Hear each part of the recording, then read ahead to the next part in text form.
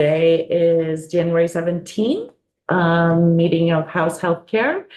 And today, this morning, we have in with us our JFO, Nolan, and he is going to run us through further Healthcare 101. Specifically, today, we're going to be talking about our insurance market, commercial insurance market, I believe. Right. For the record, Nolan Langwell, the Joint Fiscal Office. Today I'm going to do a high-level health insurance 101. I'm not an expert on health insurance. My goal is to just give you sort of the highlights and just start getting folks just sort of used to some of the lingo.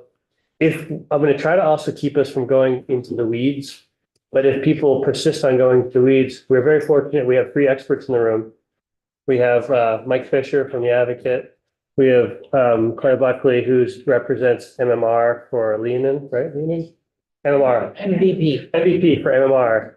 Oh, Leanan, sorry. I was close. You can just have her introduce herself. Yeah, okay, can I let them introduce themselves? Thank you. Yes, Can we untranscribe that, please? let's have them say their names correctly.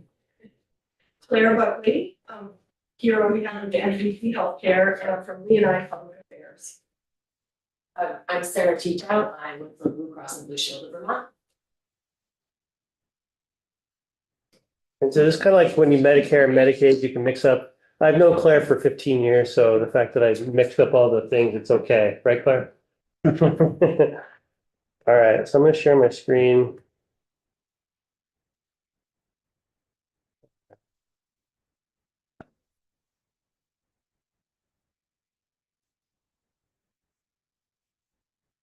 Second. This is my disclaimer that I give for all my presentations, that the data is old, and I'll point out when it's old, and hopefully get a more up-to-date data soon. I'm going to cover a lot of things today, but again, it's going to be very high level. I'm going to do some insurance basics. We're going to talk about actuarial value, cost sharing, and out-of-pockets. We'll touch upon HRAs, HSAs, and FSAs. If you have questions specific about them, please don't ask. I'm not expert on it, but they're sort of influencing the market, which is why I think it's important to still mention them. We're going to talk about risk pooling, premiums, market share, and then I'll touch a bit on health insurance regulation, just about the sort of rate review process and DFR and sort of how they look at solvency of insurers. So high level overview. Again, this is the chart I keep showing you, just to give you a sense of who we're talking about today. Today, we're talking about the gray side, private insurance, and only a segment of that because we don't regulate Medicare, and Medicaid isn't part of the commercial market, which we're talking about today. So again, this is kind of what we're going to talk about. We touched upon the self-insured the other day in large group, small group. I'm going to say it again because I think you can never hear this stuff too many times. I think most people in this room are familiar with it, but I'll blow through it pretty quickly. And again, this is the chart I also have shown you before. This is like who we have control over, or you have some relationship or control over. So for instance, Medicaid, you have a control over Medicaid in terms of policy and the budget. But what we're talking about for regulatory purposes, which is really our focus today, we're really talking about these light gray, individual, small group, and large group market. This is who you have regulatory control over. You do not have any regulatory control over the self-insured or the military, and the uninsured aren't insured. So, Leslie, did you have a question? I do. The qualified health plans, QHP, sometimes I get stuck there. So if you could just remind me, who is that and where is that? they would fall into individual and small group. But they're also products of Blue Cross. So it's one of the products that our insurers do. Yeah, so for instance, the individual market, I'll use them as an example. There are two insurers participating in the exchange, and you have to have a QHP to be in the exchange. That's MVP and Blue Cross Blue Shield. So those are the plans. People who do not have employer-sponsored insurance, they want to buy insurance. If they are eligible for a subsidy, they can go to the exchange and then they can pick between an MVP or Blue Cross plan. If they make more money or too much money for a subsidy, they can still buy directly from the insurers. And the same for a small group. Small group are they all QHPs? All the small group? Yeah, they're all qualified health plans, and that's sort of a definition that was determined by the Affordable Care Act. Okay, so that's where I get stuck, is like, who created this idea of the QHP? That comes from the Affordable Care Act. Correct, So that's why it's only in the individual market and the small market. correct. But can you have plans in those markets that are not QHPs? No. I'm looking to my. Yeah, he's helping me over there. You're right. There's one plan. It's not a QHP. Okay, so that's why I kind of get stuck, is like, when is it in, when is it out? And the QHPs, okay, are federal, created by a federal. They're created by the federal government, but what goes into a QHP is determined by the state. So they said you have to set these parameters, and then the state actually decides what is in a QHP within federal guidelines. Okay, and that comes from law, DFR, or what? Well, the legislature set the QHP. And so we create the law and then No, the federal government created the law, then we created the parameters through legislation. And then, legislation. Got it. yes. Thank you. I'm gonna expand on that, just for my own. By the way, feel free to pipe in if I get it wrong. Yeah, please. Okay, so one thing I've actually always been a little confused about, I understand the individual group marketplace. I understand the small group. I understand the difference between, I understand how the small group and the large group are categorized. It's employees over 100. If you have over 100 employees, you're a large group. Are the large group plans the same plans that are the QHPs that are sold on the exchange? Are they allowed to be completely different? Do they follow the I'm gonna turn to my QHP friends again. regulations? Sarah teach out with Blue Cross. They follow the same rules as the QHP rules, but they're not technically QHPs. Okay, all right. And we do have control over the large group. We regulate them. We regulate them. And do we have a sense historically of the size of the large group and how it has changed over the years? Okay, are we gonna get to that maybe? I don't have that in here, but I can, let me show, if you give me 1 minute. I have a chart, Because I actually. pull up, Further question. historical. I'm gonna ask my questions first.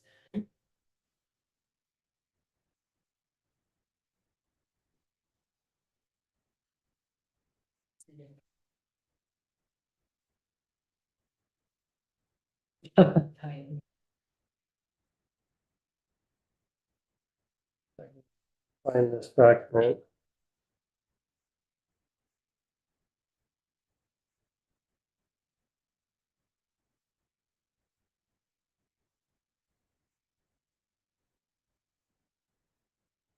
First now it's,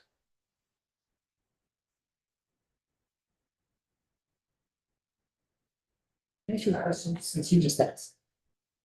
The large group is greater than 100, the small group is less than 100. That's the only distinction. That's or that I've been able to, I see our healthcare advocate. So that's right. That is indeed true, that it's over under 100, but they are, and they are fully regulated, or it's fully regulated, so they are subject to state laws. You guys get to tell them what to do. But they, the whole way they are rated, they're, you know, they are experience rated per group. And so that makes them a very different dynamic than small groups. So the small group is community rated and the large group is experience rated? Experience rated, but community within the group. This is where I get stuck. Okay. I- guys are losing can we? Yeah, yeah, Start yeah. with that? Yeah, for sure. We'll start over. Because we do get to community rating. I don't get into the weeds in that, but we're like getting 5 pages ahead of us. No, So, sorry, I was. no, it's, so this is from the expenditure analysis Fremont Care Board report. Again, this is the most recent from 2020. If you look at the large group, 2013 was 116,000, and 2020 it was 17,000. Wow. Whoa. Which kind of leads to my next question. So I mean, it's my understanding that a lot of what was the large group has now become self-funded and gone into So, if you look at self-funded. this line, it was 157,000 in 2013 and 200,000 in 2020.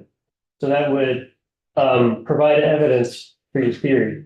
Except Except But I not- can't say that that's exactly it, though, Yeah. saying that you're seeing a drop in one area, increase in another, so there's probably some migration, but I'm not gonna say there's a direct correlation.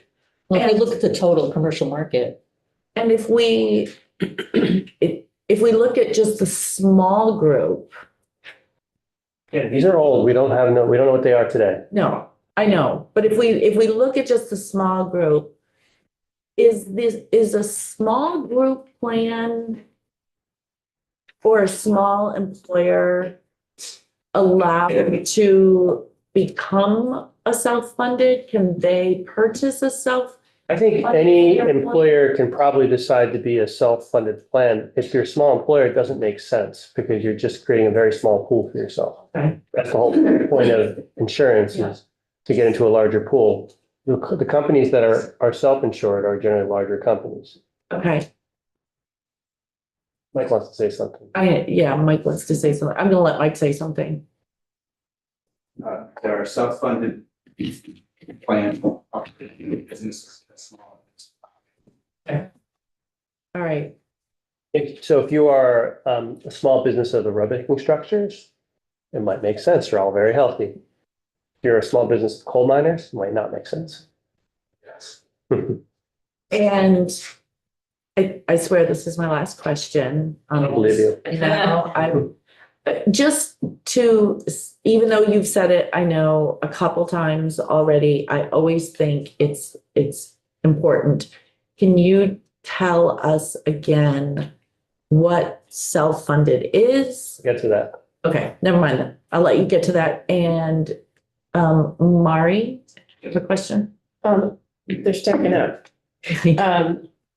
So my question, I had a similar question around large versus self-insured. There are no. There's a bright line between large group and self-insured. A large group could become self-insured, but there are no. I'm trying to say. They're completely separate. Unless a large group decides to become self-insured, then they go to that. I'm sorry, I'm not understanding the question.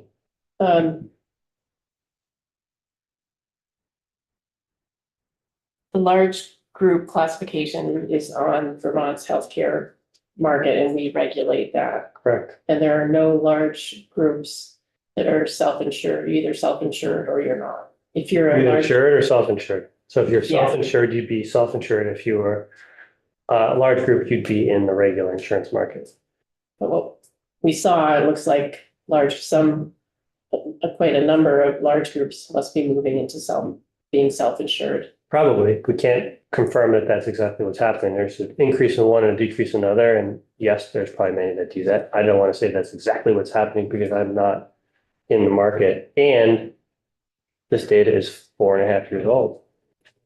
So is it too weedy for us to get into the question about merging or unmerging the small and individual market? Yes, In silver loading, will we be it talking is. about No, that I'm today? not going there today. This is meant to set the foundation for you to go there later. Okay, thank you.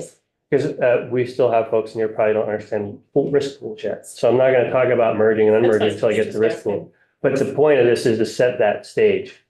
Because I think there is going to be a conversation in here very Yeah. soon about that. So, but I wasn't planning to go there. I'd mention it, I touch upon it, but wasn't intend to go in the weeds on. And again, I'm not an expert on this. This is why this is why I'm happy that I have these folks here to answer these specific questions. I really just wanted to sort of get this stuff, give you a sense of the landscape. If we start going on rabbit holes, you're going to see my roots are very shallow. Because I'm not an insurance regulator. So, again, this is just laying the groundwork, the conversation we just had, 74% of our self-insured, 74% of our employer-sponsored insurance plans are self-insured. Actually, 74% of the commercial market is self-insured. So there's a huge. So self-insured and uninsured again, so the insurer, for the insurer bears all the risk. I buy an insurance product and the insurance company is taking on that risk. So I'm buying the risk from them is the easiest way to think about it. For self-insured, the employer is saying, I think that we have a pretty healthy population. We have all these wellness programs. I think that it's cheaper for us, it's usually a business decision, instead of buying premiums for my 1,000 employees, we'll bear the risk and hope that we don't have anybody who's super sick, and we'll have all these programs to help people manage their chronic disease, et cetera, et cetera. You'll see a lot of very large companies are generally self-insured. So that's the biggest difference. Now, you might still have an MVP, or I don't know if MVP does this, but I know Cigna does this, and Blue Cross Blue Shield, they have what's called a third-party administrator. It's one of their products that they offer. So for state, for instance, we are self-insured, different kind of self-insured, so I don't want to go down that rabbit hole either. But I have a Blue Cross Blue Shield card, but we're not insured. And that's because they administer our claims. We pay them to administer their claims, to use their education systems, et cetera. We pay for that service, but they're just administrating it. But the state or the employer will take on the claim if someone has a $500,000 surgery, that employer will bear that cost. So small group, individual, large group, those are insured plans. Self-insured plans generally go through a third-party administrator. And again, we do not regulate self-insured plans. You're going to hear a term. I've been resistant to say this word or this thing out loud, but it's an acronym for which I cannot translate, but you'll hear a thing called ERISA. And I don't ever like to talk about ERISA unless Jen is in the room. So I'm just going to say that self-insured plans are through a federal law known as ERISA, which stands for something, but I don't want to go down that rabbit hole. Employee Retirement Income Security Act. There it is. I had to look it up because I never can remember it either. So this is just a sort of a landscape of what those look like. So on the right, I have a little star by it. There's approximately 34,000 folks who are covered in the individual plans. This is from June of this year. 82% of those folks were receiving state and or federal assistance. So you can see of that 34,000, only 6,000 of those folks were paying the full cost. The rest are getting some form of federal or state subsidy. Yes. Yes, I'm sorry, Leslie. So on the previous slide, you said that data was from 2020, but this slide data is, Because I have this data. that's from you rather than the Green Medicare Board. This is from DEVA. This is from So DEVA. And do DEVA puts this out quarterly. you imagine that we're going to get updated data from the Green Medicare Board? I hope so. But So the reason that they, as an aside, the reason they don't have it is they had a combination, they had like a full storm of vendor issue, personnel changes, and they just, there was some stuff that happened. They explained it to me and I said, okay, that makes sense. And they're working on it. okay, It's frustrating. They're frustrated too. I'm yeah, not throwing them under the bus No, by any no, I means, get it. because I know that we all want it. yeah, But when you talk about total expenditures and everything like that, that's from them. But this comes from DEVA data, because DEVA does know how many people are on the exchange, because they know how many people are receiving stuff, et cetera. They don't know how many people are Medicare. They don't know how many people are military. They don't, I get it. There's just so many buckets that they're yes, just not in. this is, Okay. and this comes to my world of like, where can I get my information? Yeah, And so for this picture, if I can only do the old data, I'll do that. But for this, I have up-to-date data. They put this out quarterly. The most recent of this was actually September, but I had already done all my slides before then because I was preemptive. And I didn't want to go back through and change all the we're numbers. so organized. So in Thank terms you of, for that. yep. And in terms of state subsidies, we subsidize up 300% of the federal poverty level for our state subsidies. Can you talk a little bit about the state subsidies as opposed to the federal APTC? Sure. I don't know what you want me to say other than the fact that it's based on income. The federal government has this sliding scale up to, it used to be up to 400% of federal poverty, but now it's it sort of goes higher. I don't know what it goes up to now. But that potentially, I can see Mike's shaking because he wants to say it. I'll let him fill in the blanks in a second. But there's a potential that federal government will let that expire and then go back to the previous Affordable Care Act. So then why is the state, So when previously to the Affordable Care Act, we had a program called Catamount Health. Mhm. And it was a public-private partnership and we had subsidies for folks. When the Affordable Care Act came out, there was a sense that for a lot of folks, the federal subsidies were not as generous as Catamount Health was. So we were allowed to do the state subsidy under our waiver to try to get up, and Catamount covered subsidies for folks up to 300% of federal poverty. So we got through our waiver, we got permission to provide this additional subsidy up to 300% of federal poverty. And the idea then was to try to provide some additional assistance to try to help those people that had previously been Catamount. Not want to say make them whole, but provide them with better subsidy than what they were getting through the Affordable Care Act. So that's where that comes from. now that the federal tax credits are higher? That's just for Is folks that- at a higher income. Their level that the percentage of folks is based on a percentage of your income. Okay, And so what we did is we just allowed it to be another 1% on top, or 1.5% on top of that. So, but the level of subsidy, it's based on your income. So they're not getting more, they're getting more or less, but based on their income. do we have any idea how much that is? I don't have, it's a sliding scale, so you'd have to look, it'd be like a charter. Like just, I couldn't tell you, you make I don't have that information. But if you go on the Vermont Health Connect, folks, it tells them like, okay, your premium costs this much, you're getting this much subsidy. No, I'm sorry. But I don't have a chart. I meant, do we know how much that costs the state? You do? Yeah, that's what I was, I should know this. I just looked at this number. Off the top of my head, I can't Obviously. tell you.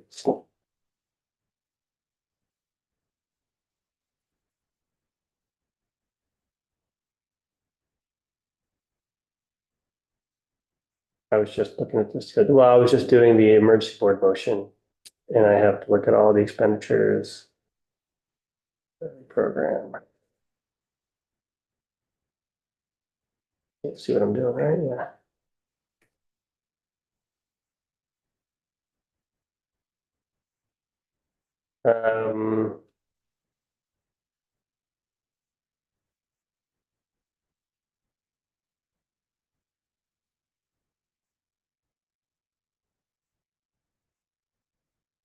About 7 million gross. great. Thank you, We get federal match on that. thank you. Leave that open just in case. I think Lori has a question. Just real quick, and I'm sorry if I missed that, we talked about the fact that the federal subsidies are slated to go away. I touched upon it, but I didn't go into detail on it. I'm gonna ask Mike if there was something he wanted to add to what I was saying before. Okay. Yeah. Give me details. I don't want to get too much in the weeds, but I also very much welcome any other insight these folks can offer. So Well, why don't I just say, on a high level, under ARPA subsidies, which are slated to go away, When? at the end of 25, without further active college, people's premiums are capped at 8.5% of their income, benchmarked against a particular plan. So there's no point where you make too much money to qualify for the premium, but there's a point where 8.5% of your income is more than, I think I'm saying it right, the cost of the premium, so you effectively get nothing. Nothing, what do you mean nothing? Effectively, there's no Subsidy. There's no subsidy for there's you. no subsidy for you because you're at such an high enough income. All right, and I promise I'm gonna let you get through this. I feel like I've been actually sending you into the weeds a little bit. it's fine. I think it's fine. If it helps the conversation, I think it's totally okay. And you're the chair, so you have the power to do whatever you want.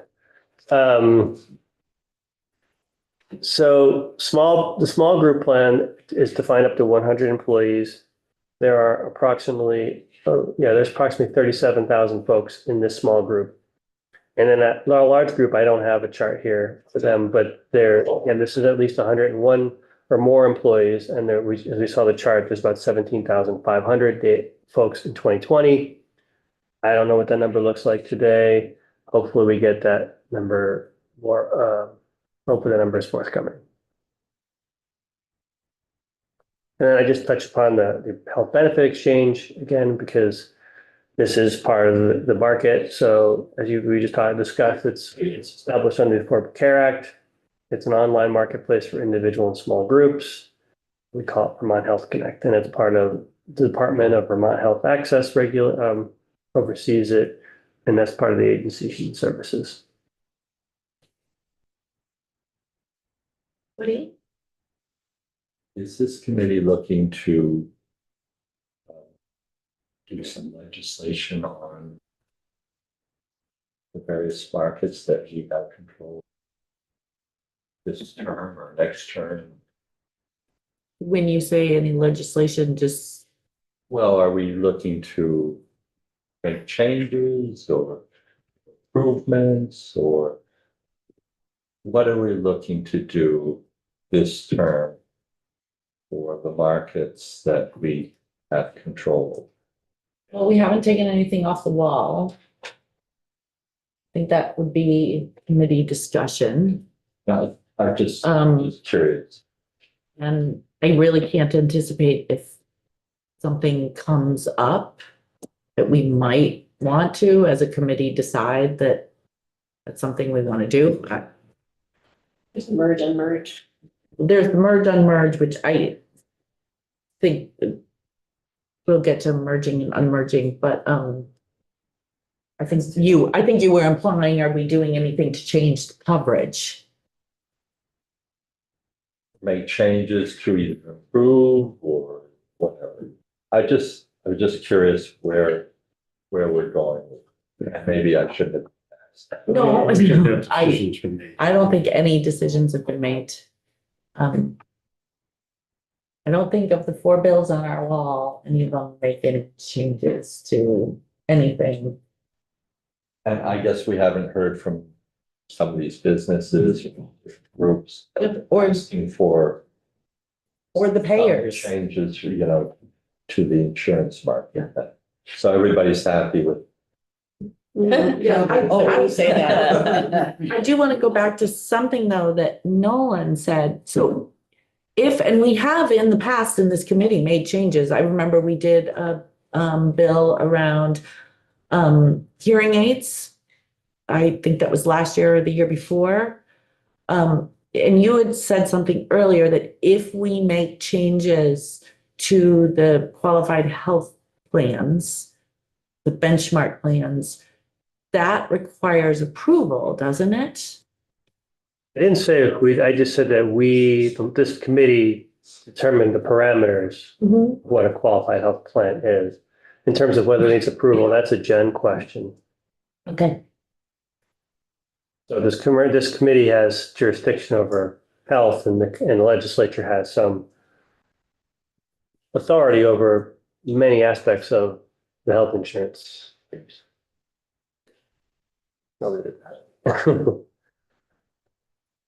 So now we're going to start getting a little deeper. We're going to talk about actuarial value. So actuarial value is the average share of medical spending paid by a plan for a defined set of covered services across a population. That's a mouthful. But the idea of that is, so you'll see stuff like 70% actuarial value, 80%, and you also hear about gold, silver, platinum.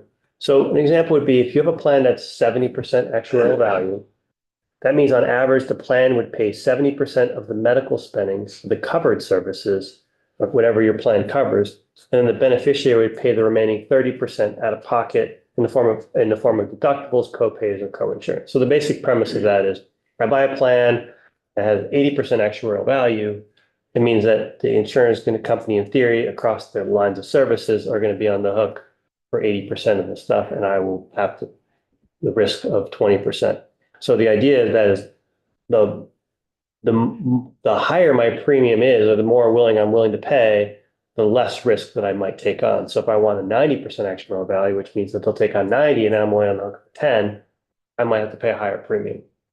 That's the basic premise. It doesn't work that cleanly, as you will see in a moment. The Affordable Care Act basically assigned colors to these different ranges. So we've heard about bronze, silver, gold, platinum, right? So the bronze plans are generally 60%, but it's actually a range. It's 58 to 62% because when the actuaries are putting together these things, it's always a little squishy.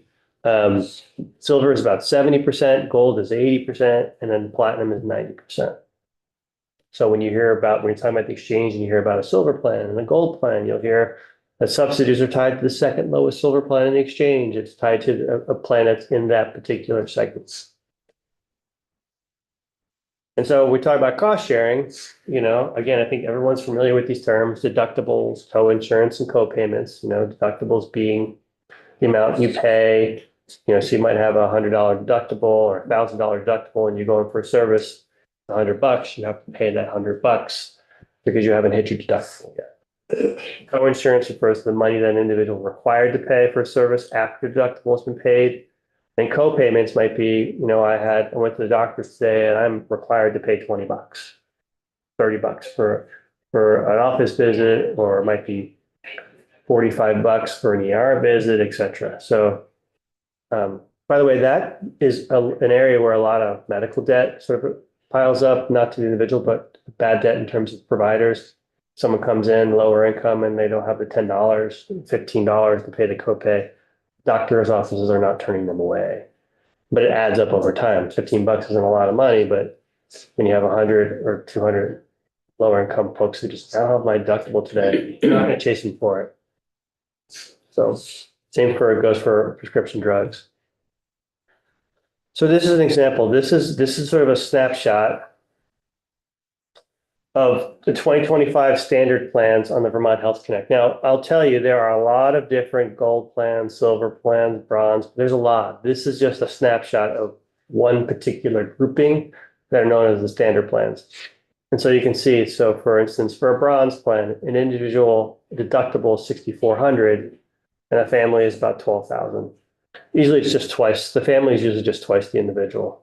And you can see as you move into silver, gold, platinum, the deductible goes down. It goes from $6,400 to $3,500 to $1,400 to $450. So my premium might go up, but I'm buying less risk.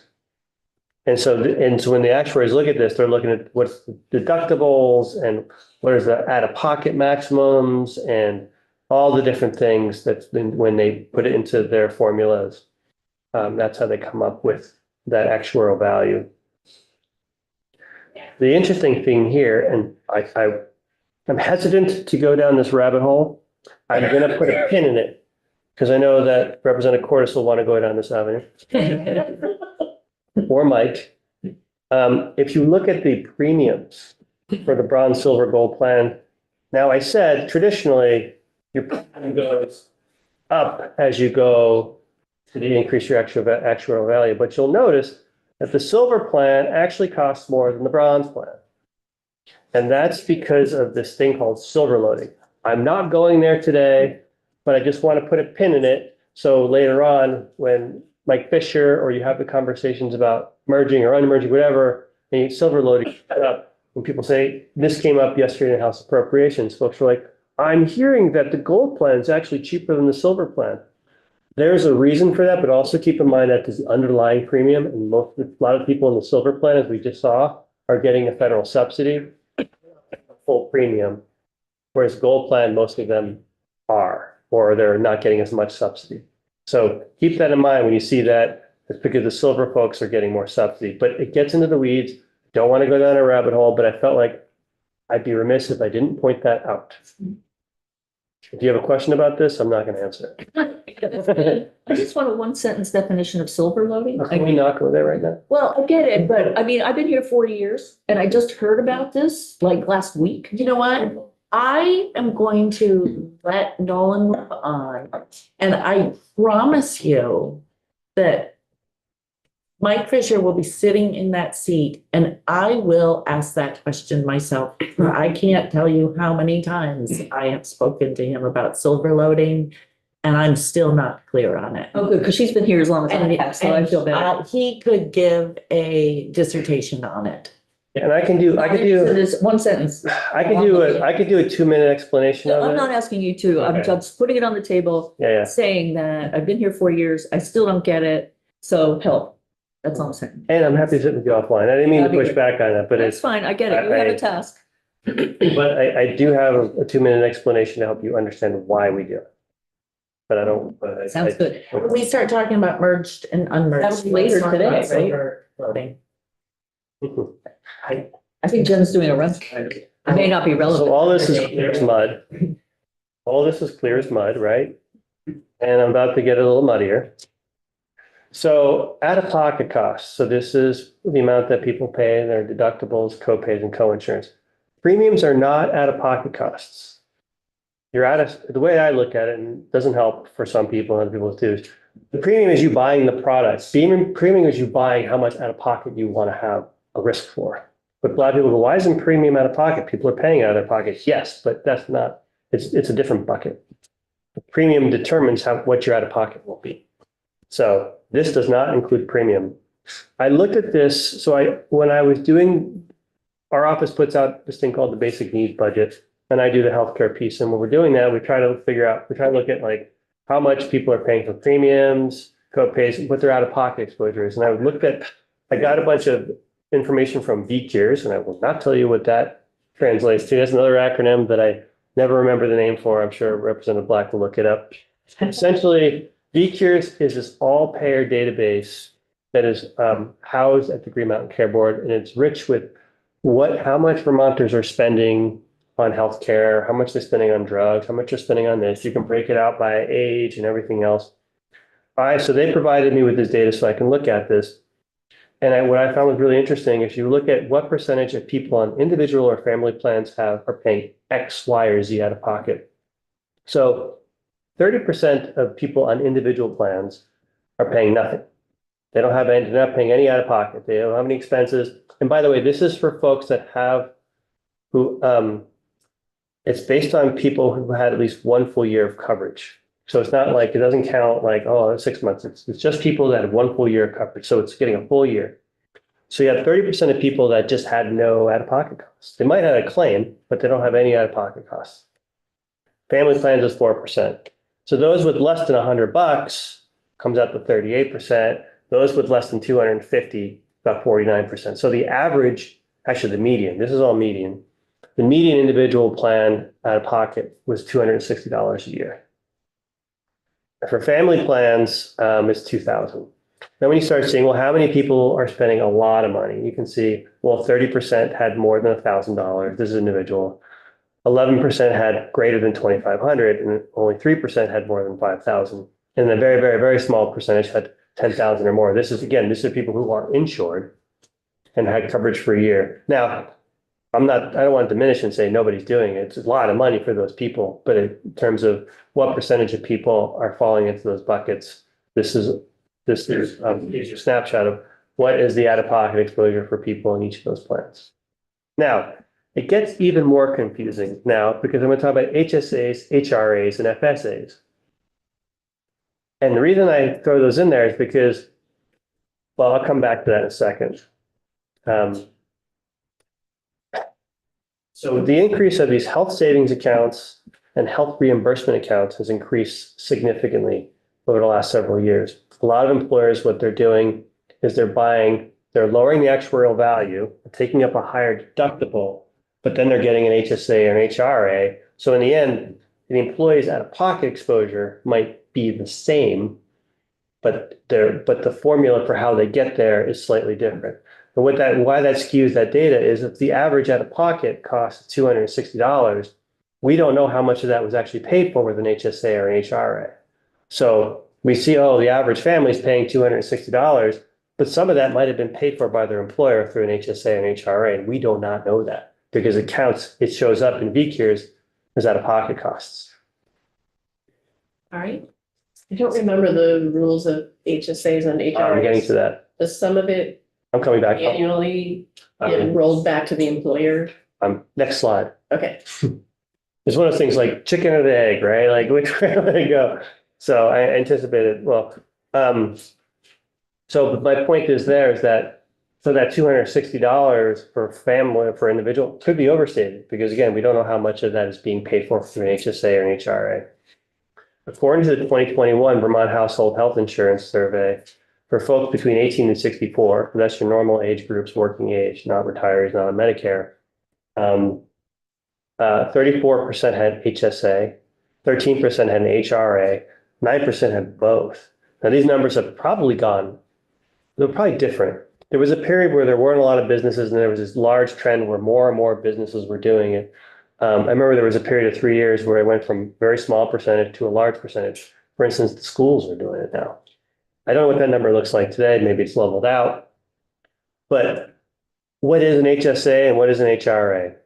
So I actually mix these up too. I have to look at the sheet. Wait, is that an HSA or is that an HRA? So HRA, health reimbursement, is an employer-funded account that helps employees fund their qualified health services.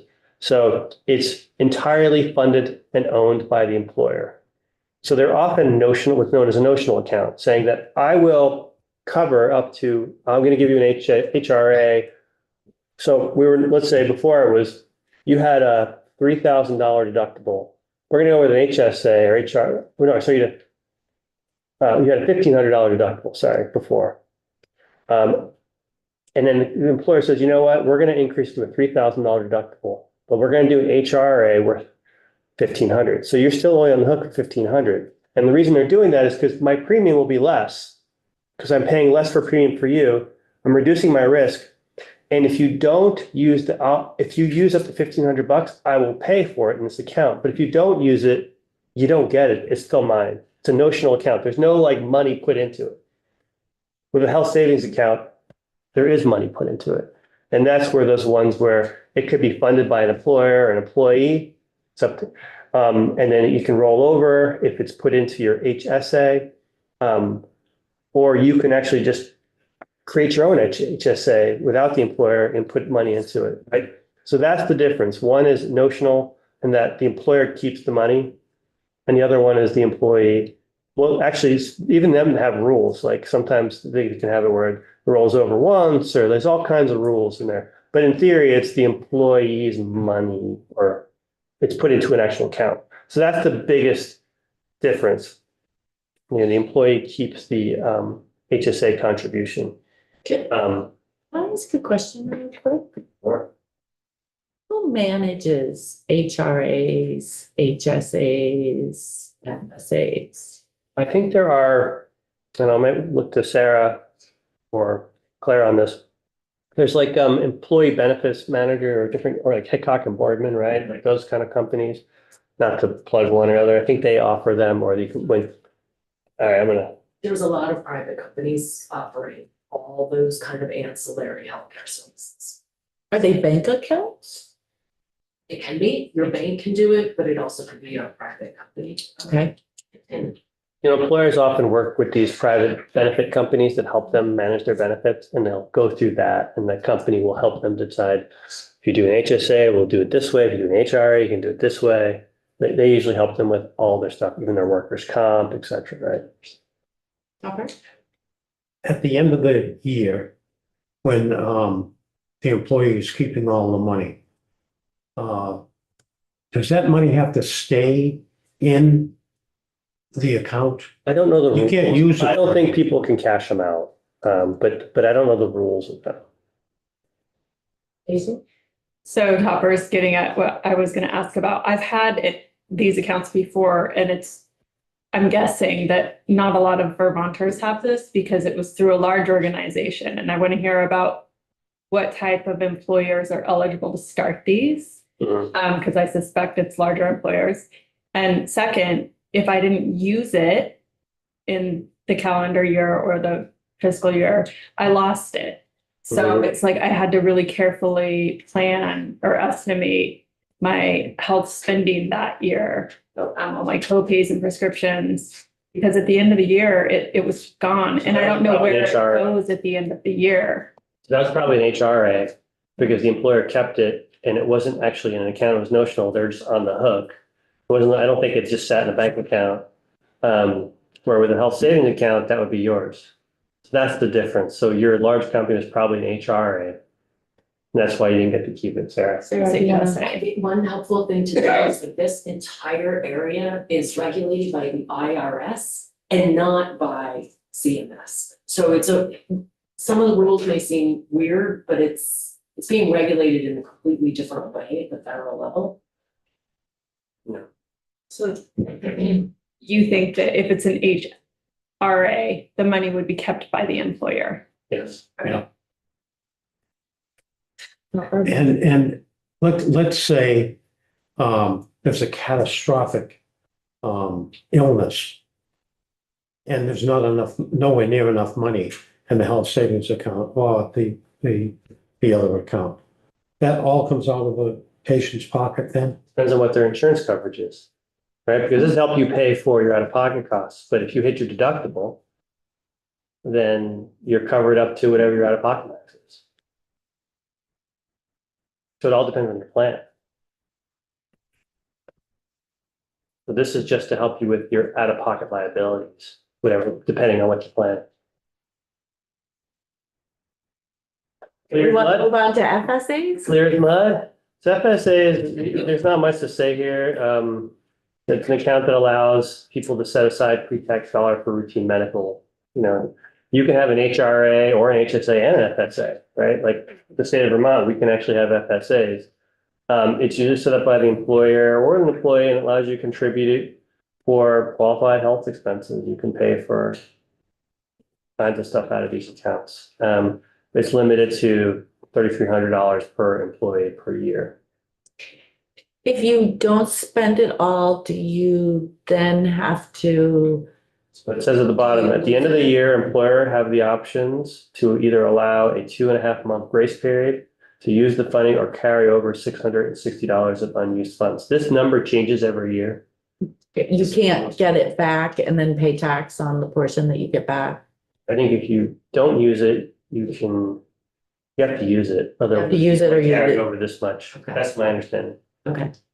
So, and again, this number sort of changes annually, kind of goes up with inflation or something like that. Then I have this hefty chart. People can print this out and keep it in there, but I found this chart online. I thought it was helpful. So, okay, the next clear as mud section, risk pooling. So this is the idea of risk pool is a group of individuals whose medical costs are combined to calculate premiums. So basically, this is why you buy insurance, right? It's to pool your risk. If you have a small risk pool, it's going to be harder. Bigger risk pools, in theory, are safer because more people are paying the premium. And the idea is that there's going to be healthy people in there and unhealthy people in there, and the healthy people help pay for the unhealthy. But it's you're paying for that, reduce your risk, right? So the more generally speaking, the larger your pool, the sort of the better. You don't want to. And my predecessor used to use this idea of two pools, one being a pool of aerobic instructors and a pool of coal miners, and the risk pool in the aerobic instructors is clearly going to be better than the risk pool of the coal miners. So it allows higher costs of the less healthy to be offset by the relatively lower costs of the healthy, either in the plan or overall with the premium category. Now we get into community rating and guaranteed issue. So these are not areas that I'm particular experts in, but the idea of community rating is when a health insurance providers are required to offer health policies within a given territory at the same price to all persons, regardless of their health status. So they can't be like, you're a smoker, you pay more than you or the aerobic instructor. You have to charge the same premium for that product. There are some variations within that, but I'm not going to go there. Vermont has a pure community rating in the MERS market. Oh, this is old business. So we'll skip that. I should have taken that out. All right. Guaranteed issue. This is when a policy is offered to any individual applicant without regard of status. So I can't be like, sorry, you can't buy a product because you're too sick. It's guaranteed issue. Now, I know you're going to say there's, you hear stories about people, insurers dropping them. Oh, okay. No, my question is, Is that the same as a pre-existing condition? Just trying to make it more like accessible to what people hear. Pre-existing condition is, for instance, would be, I'm gonna use an example and ask Sarah or Claire to correct me if I'm wrong. If I don't have insurance and then I get diagnosed with cancer or some disease, and then I was like, shoot, I better go out and get insurance. The idea behind that is if you don't block pre-existing condition, people won't buy insurance until they're sick. And then you just have a pool of sick people. So the idea of pre-existing condition is to protect the pool. Otherwise, no one would buy insurance until they're sick. So that's pre-existing condition, right? But isn't that the same as a guaranteed issue? Yeah, it's a little bit different. So. So what used to happen is maybe I had insurance, I got cancer, and then I switched jobs and I needed to go to a different insurer. That insurer would say, sure, we'll cover you for everything except for the cancer. So then people were left with no coverage for the most important thing that they needed. Vermont banned that a long time before the federal ban. Okay, thank you. Years and years in advance, the federal ban. So in general, the larger the risk pool, the more predictable and stable the premiums will be. However, a large risk pool does not necessarily mean lower premiums. The key factor is the average health costs of the enrollees included in the pool. So it depends on they call it the experience within the pool. And we'll talk a little bit about that when I get to what's in an insurance premium. Now we talk about merged markets. So Vermont was one of only 2 states that had merged its individual and small group market, and that was 2017. These markets are actually temporarily unmerged and will remerge on 1/1/2026, unless the legislature passes legislation to make the unmerged permanent or push out the date. So to answer Representative Wood's question, that is something that may come before the committee if they decide that they don't want the pools to remerge. That's a policy decision. I don't know what's being planned. This is something legislature took an action to unmerge and with a deadline, so you may decide you want to remerge or no. And so this will affect 71,000 lives. We have this thing called adverse selection. And so this is when an insurer or the market contains a disproportionate share of unhealthy individuals. So again, the common example is when people are allowed to wait until they know they are sick and need healthcare before they're purchasing health insurance. So you're trying to reduce for your adverse selection. Pre-existing condition is one of those types of things. The ACA instituted an individual mandate with a tax penalty, which was repealed, but the idea behind that was to try to reduce adverse selection. So, because then people would still wait till they're sick and then apply. So that's why they tried to put a monetary thing to incentivize. That was more of the stick than the carrot to get insurance. Now that was eliminated, and whether that made a difference or not, outside purpose. The last thing I want to talk about in this particular thing is a thing called risk adjustment. Under the Affordable Care Act, CMS, Center for Medicare and Medicaid Services, collects funds from insurers who enroll more low-cost health people and distribute them to insurers who enroll more high-cost people. So the idea behind that is if you have multiple, okay, let's say you have 2 insurers in the exchange, and all the healthy people wind up in one, and all the unhealthy people wind up in the other. The premium in the healthier one's gonna be healthy and it's gonna spiral, and then people are gonna switch and switch and switch and switch, and then suddenly this one goes out of business. And so it's meant to be sort of a market leveler. So in theory, this group that's healthier and has lower premium is offsetting the costs of this group taking on the risk of the unhealthy. It's more like it's meant to be like a market thing.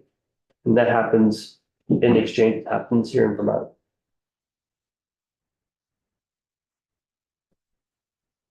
Premiums. So I want to sort of talk about what are things that affect premiums when you see your premiums are going up. Why?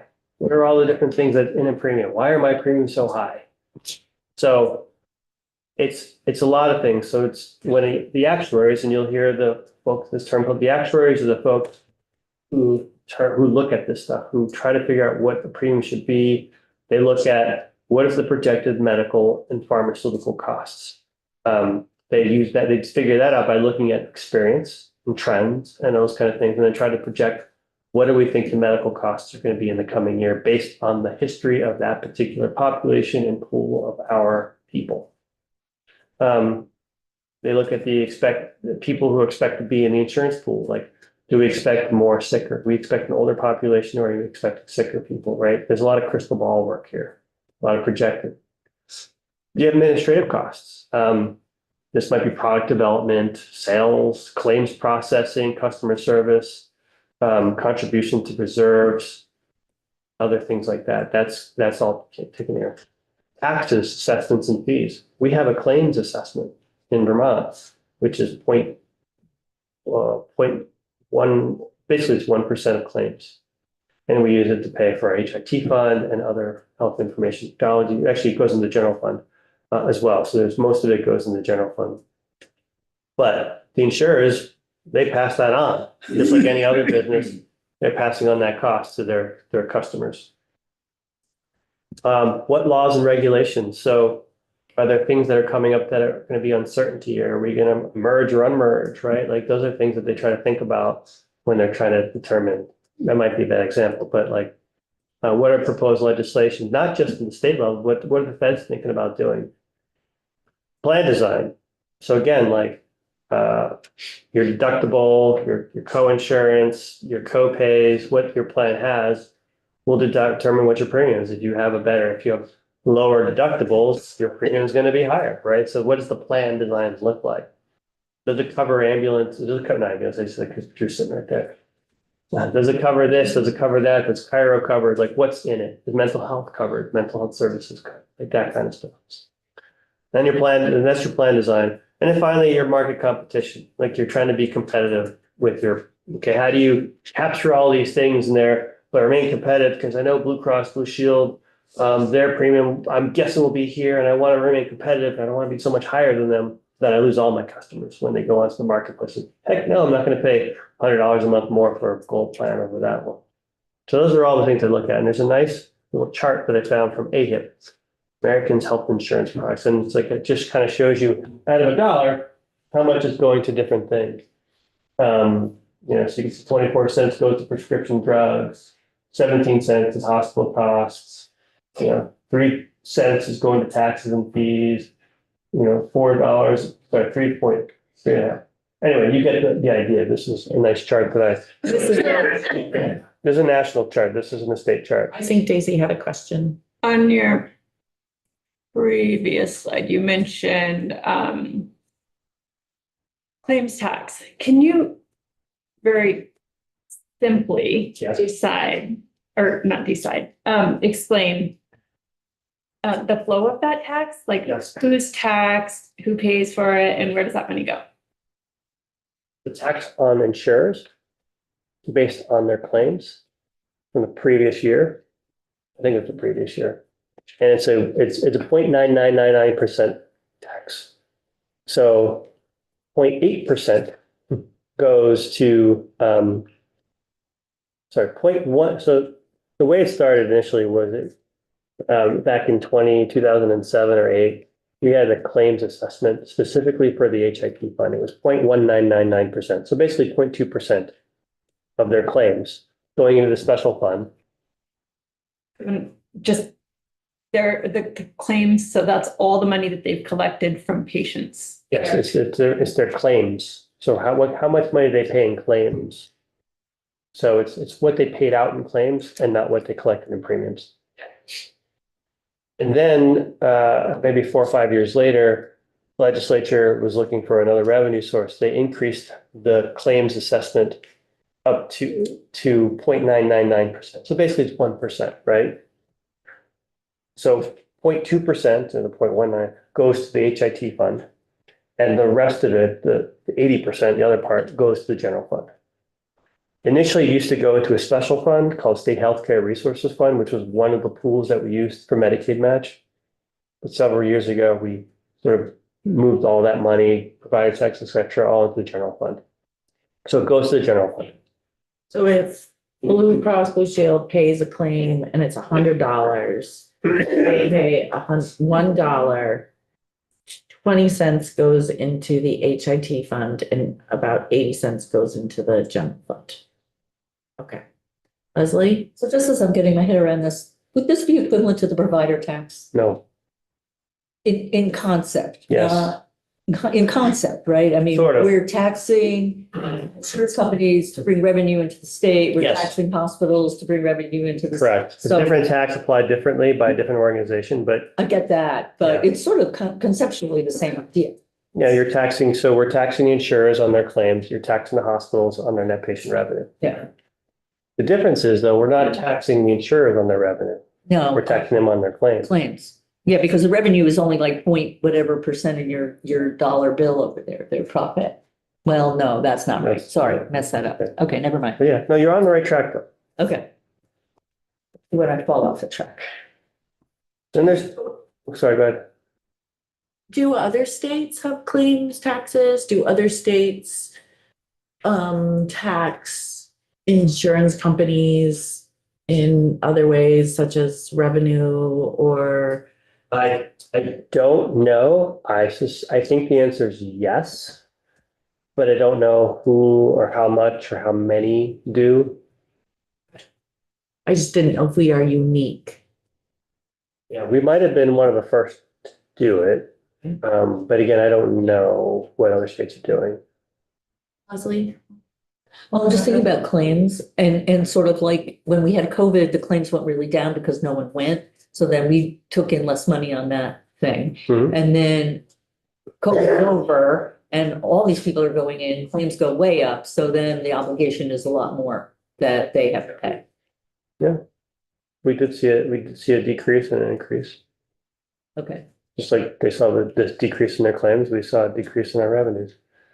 Yeah. It's all intersected. I'm just trying to get my head around this whole. Yeah, I don't have the numbers in front of me, but I do have the numbers. Somebody, okay, thank you. Then there's this thing called medical loss ratio. And I'm not an expert on this either, but it's important. It's the percentage of premium an insurer spends on claims and expenses. So the Affordable Care Act requires most insurers that cover individuals and small businesses to spend at least 80% of their premium income on health claims and quality improvement. So I think this is a way that they try to keep insurance companies from gouging. This is probably a bad word, but from overcharging. And then, of course, the remaining of that 20% is spent on other stuff. What happens if an insurance company does not do that? Well, I think that's where the regulators come in, right? And I think that's where the Green Mountain Care Board comes in. They look at what their claims are. They probably look at this stuff when they're doing the premium. Do they have to pay that back? Yes. Plans regulated through the ACA to the federal government would require a plan to pay back the members from what they overcharged. Do you have any idea, or Claire, have you all ever had to pay back anything? I know Blue Cross never has, like some national plans did during COVID. Wasn't there the reproductive, I don't, happened with the reproductive covering of birth control and stuff, but that didn't happen and that had to be refunded? Well, that's different, is it? it just standard is 8%. I think I've seen in a recent communication from Blue Cross that they're 6.5 or something, 6 something. 6.2%. What number is that? I'm sorry. 6.2% Is what? is the portion of our $1 of premium that goes to the administration of health insurance. So we are far better than this federal standard. We don't even come close. I actually asked the question because I recently saw the data on other states, and Vermont can be very proud. Our payers do very, very well on this. Let's touch upon market share. I think folks know this, but I couldn't find more recent numbers. Because there's another report that also found some errors in, so I sent it back over. But Blue Cross Blue Shield has the largest market share in Vermont. It's between 60 and 70%, or at least it was, give or take. And that's based on earned premiums, so it's the total amount paid in premiums. MVP was the second largest. They're about 25% of that market, and then Cigna was the third highest.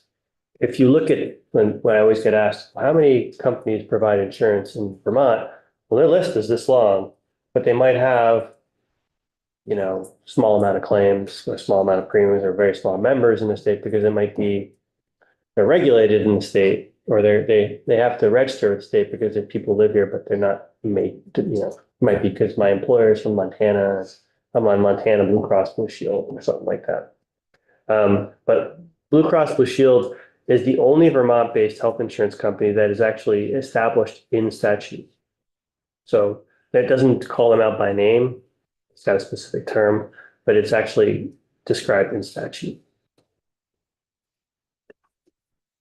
So we talk about regulation. How much time do I have, by the way? You have 20 minutes. Oh, okay. Is there a clock? Oh, there is. Yeah, but I wasn't sure if I had an hour or an hour. Looking up above me, am I thinking, what's up there? I'm just looking at the guiding principles to make sure that I'm within. I'm trying to memorize them.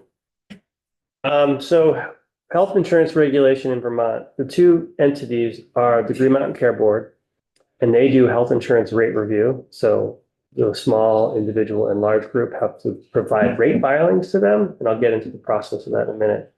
And they go through a process. Then you have the Department of Financial Regulations, DFR, and they look at solvency. Is the company solvent? Are they going to collapse? So this is kind of the process the Green Mountain Care Board goes through.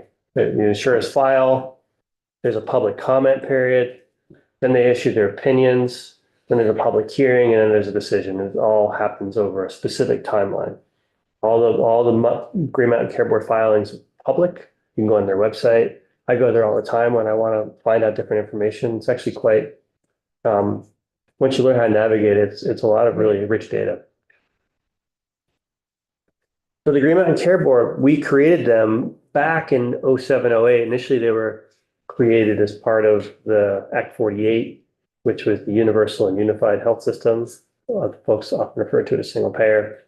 At that time, prior to that, it was BISHCA, which is Banking Insurance Healthcare Administration.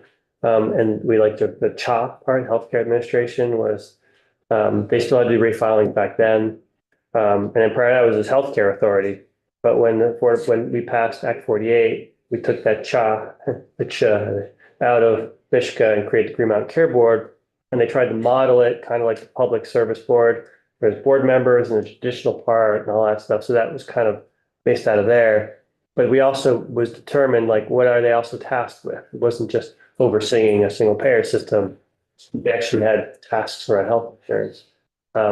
So they're tasked with determining if a rate is excessive, inadequate, or unfairly discriminatory. And they do actuarial reviews. Are the rates affordable, promote quality, promote access to care? They actually have to do these things when they're looking at these are their principles. Does it protect the insurer's insolvency? Does it protect the insurer's solvency and is not unjust, unfair, inequitable, misleading, or contrary to the laws? The board must also consider changes in healthcare delivery, payment methods, contributions to reserves, and other issues at its discretion. So contributions to reserves is an important piece too. And then also in statute, in law, the Office of the Healthcare Advocate has party status during the rate reviews. So you'll often go in there and you'll see there'll be a table. Well, it used to be when it was in person. It's not in person anymore. But when it was in person, there would be like, you'd have the board, then you'd have the insurer talking about the thing, and then the healthcare advocate gets an opportunity to sort of cross-examine the insurer on their rate filings. The health insurance solvency, this is the Department of Financial Regulation. Vermont law requires DFR to protect consumers, this is straight from statute, by ensuring the solvency, liquidity, stability, and efficiency of businesses that offer financial services and products. This includes health insurance companies. So I sort of stole that from the statute. Specifically, DFR considers insurer solvency to be the most fundamental aspect of consumer protection since it directly relates to an insurer's ability to pay policyholder claims. A critical part of determining an insurer's solvency is monitoring their surplus. Surplus is the amount of assets remaining after accounting for all liabilities it must pay out. So when the insurers do the rate filings, their DFR usually files a memo saying we've reviewed their surpluses, we've looked at and we think that they're solvent. Or they'll say, we think that they have some concerns and they need to contribute more money to reserves or take some actions in X, Y, and Z. Because they want to make sure that by solvency, we want to make sure that essentially that the insurance company can pay the claim. Finally, there's a list of very useful terms. This is from the Vermont Health Connect. It's all insurance terms. It's pages and pages and pages and pages and pages. But I've sent the link. I had the link and it said paid. Yeah, okay, well, it worked before, but I guess it's not working. So anyway, that's the high level. I want to thank the Peanut Gallery for their contributions to my reserve of filling in the blanks. Because again, I am not an expert on this stuff. I don't pretend to be, but I can talk about them at a shallow level. And again, I'm grateful that Mike and Claire and Sarah are here. Thank you for the comprehensive overview. I know it's using information to take in. And I think you told us the other day, you don't understand it the first time. You won't understand the second or the third or the fourth, but eventually, and I know it doesn't seem like it, but a lot of these topics come up as we're dealing with certain things. So I think it's really important that we have a base of knowledge to work off of, so we can understand things a little bit better. And just how complex it all is. Yes. And it's very easy to go down rabbit holes. And I'm sorry if anyone felt like I shut them down. I wasn't trying to, maybe I could have been more polite about it, but I just didn't want to, I wasn't sure how much time we had and I didn't want to start going down rabbit holes or get ahead of ourselves. Yeah. They're all really good questions, but I just didn't want to get ahead of ourselves. And I promise that all those questions will have the opportunity to be asked further in other capacities. I promise. All right, so thank you. And I guess we can end a little bit early. People can have a little bit more extended lunch. We will see everyone back here at 1 o'clock. Pretty exciting. We're going to do our first walkthrough of a bill.